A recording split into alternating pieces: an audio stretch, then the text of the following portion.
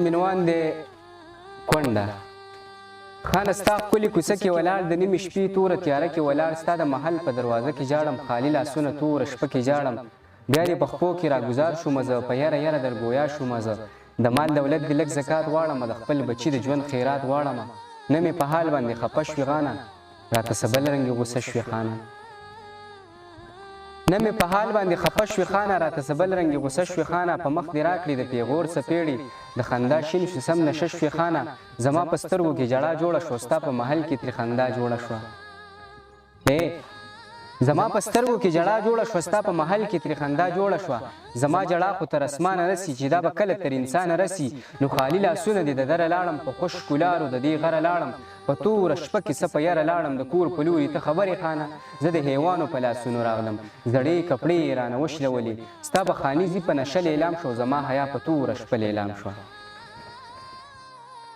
ستا به خاني زي په نشه لیلام شو زما حیا په توره شپه لیلام شوه اوس مې بچو له زه پیغور جوړ شوم په کور او کلي کې یو شور جوړ شوم خدای ولې د لار ښکار شومه زه چې په نظر کې د سرکار شومه زه په توره شپه کې راونیولم رانه تپوس کوي خودکش خو نه تر د دې سر نه واله خپو پورې د نفس خواهش لاسونه یې راښکل په ما زه د دې دومره مرحلو نه تېر شوم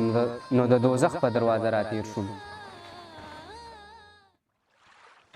زه د دې دومره مرحلو نه تیر شوم نو د دوزخ په دروازه راتېر شوم یو مې په غونډه زنخال وران شو بل مې د وږي بچي خیال وران شو چې مې د کور دروازه خلاصه کړله بچې مې منډه خپله لاسه کړله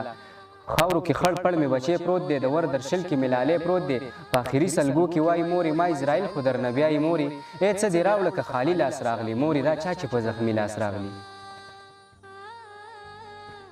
په آخري سلګو کې ویل راته